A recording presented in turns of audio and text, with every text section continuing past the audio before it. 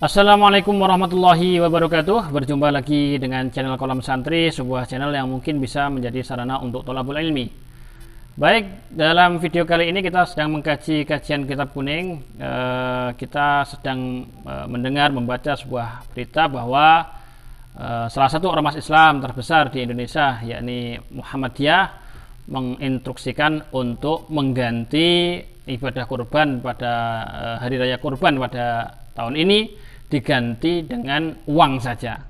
Instruksi ini dikarenakan termasuk salah satunya faktor sebab terbesarnya terkait dengan pandemi yang terjadi di akhir-akhir ini, sehingga Muhammadiyah memutuskan menganjurkan supaya ibadah kurban diganti uang saja, di mana masyarakat luas yang terdampak pandemi ini lebih membutuhkan uang daripada daging kurban, kurang lebihnya seperti itu. Nah, untuk itu kita membahas apakah fatwa tersebut atau anjuran tersebut sudah sesuai dengan kitab kuning, dengan kitab yang dibahas, kitab-kitab fikih yang dibahas dalam mazhab Syafi'i, di mana kitab ini menjadi salah satu rujukan penting dari kalangan pondok pesantren. Kali ini referensi kita adalah Hasyiah dari Syekh Ibrahim Al-Bajuri, di mana kitab ini merupakan syarah dari kitab Fathul Qorib atau hasyiah dari kitab Fathul Qorib. Baik, kita bahas yakni hukum dari udhiyah dulu menurut mazhab Syafi'i, bahwa wal udhiyatu sunnatun muakkadatun alal kifayah, bahwa dalam mazhab Syafi'i hukumnya kurban, ibadah kurban adalah sunnah muakkad alal kifayah. Maksudnya bahwa satu keluarga, apabila salah satu dari anggota keluarga itu sudah melakukan ibadah kurban, maka sudah cukup bagi yang lain. Maka di sini disebutkan bahwa fa idza ata biha wahidun min ahli baitin kafa an jami'ihim, bahwa apabila salah seorang dari anggota keluarga sudah melakukan ibadah kurban, maka cukup bagi yang lain. Ini yang pertama, bahwa hukumnya sunnah muakkad bagi satu anggota keluarga.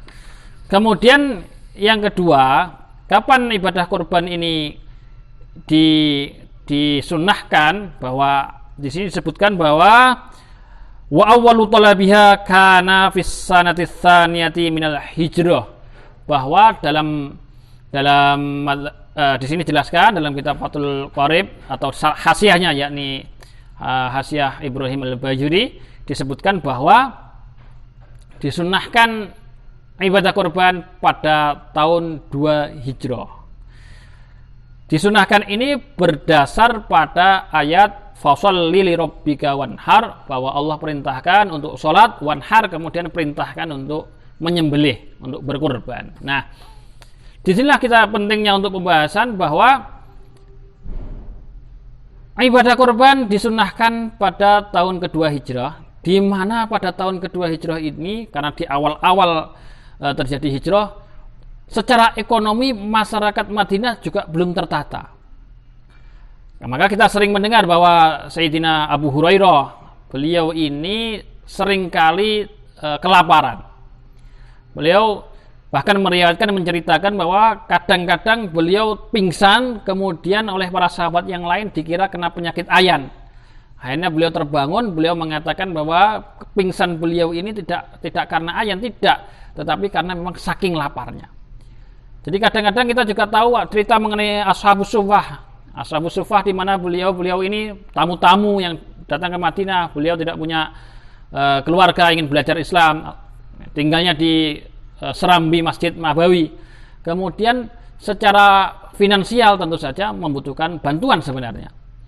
Tetapi Ashabus Suffah ini meskipun juga secara ekonomi juga kesulitan juga, bukan berarti kemudian Rasulullah Shallallahu Alaihi Wasallam ketika hari raya kurban memerintahkan untuk kurban kali ini kita bagi aja, kita nggak usah menyembelih kurban, kita bagi dinar atau dirham saja kepada para ashabus suffah atau masyarakat yang membutuhkan. Tidak seperti itu. Jadi secara ekonomi meskipun waktu itu kesulitan, tetap Rasulullah Shallallahu Alaihi Wasallam dan para sahabatnya melakukan perintah fasholli li rabbika wanhar, itu perintah untuk menyembelih kurban. Bahkan di sini disebutkan bahwa hukum sunnah muakkad ini fi haqqina, di hasyiahnya, Jadi sunnah muakkad itu untuk umat. Kemudian dilanjutkan wa amma fi haqqihi sallallahu alaihi wasallam fahiya wajibatun. Adapun ibadah kurban itu dari sudut pandang Rasulullah sallallahu alaihi wasallam adalah wajib. Jadi Rasulullah itu selalu setiap tahun semenjak tahun kedua hijrah pasti beliau menyembelih kurban. Nah, dari sinilah kita bisa menyimpulkan bahwa pentingnya ibadah kurban ini dibanding dengan ibadah yang lain. Pentingnya untuk menyembelih hewan kurban dibanding ibadah yang lain ada kekhususan melebihi ibadah yang lain, termasuk sedekah secara umum. Bahkan dalam kitab Bujairomi disebutkan bahwa apabila seseorang meninggalkan ibadah kurban, satu keluarga meninggalkan ibadah kurban, padahal keluarga itu, anggota keluarga itu ada yang mampu, maka mereka mendapat hukum makruh. Nah, itulah di Bujairomi disebutkan seperti itu sesuai mazhab Syafi'i. Maka dari sini kita bukan berarti tidak memotivasi seseorang untuk berbagi di masa pandemi ini, tidak. Tetapi bahwa mengaitkan motivasi untuk saling berbagi, saling sedekah satu sama lain dikaitkan dengan memotivasi untuk mengganti ibadah kurban, ini menurut kami adalah suatu hal yang kurang tepat. Jadi silahkan yang mau ibadah kurban karena itu sunnah muakkad, silahkan. Walaupun secara ekonomi masyarakat lain lebih membutuhkan uang daripada daging, tetap ada kelebihan pahala, kelebihan dan keutamaan khusus mengenai kurban ini. Jika masih mampu silahkan bersedekah. Atau silakan untuk motivasi sedekah sebanyak-banyaknya, tetapi menurut pandangan kami tidak perlu dikaitkan dengan ibadah kurban, tidak perlu. Udah, motivasi korban, motivasi sedekah, ibadah saling berbagi silahkan.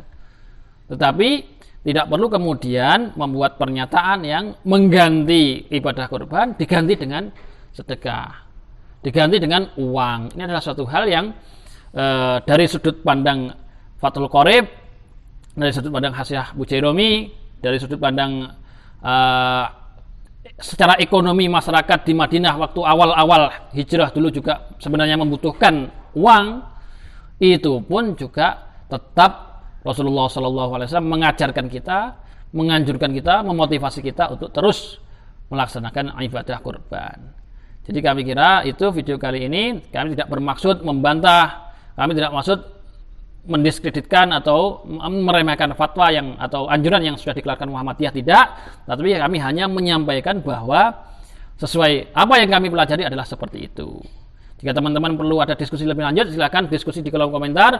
Kami kira itu video kali ini, semoga bermanfaat. Assalamualaikum warahmatullahi wabarakatuh.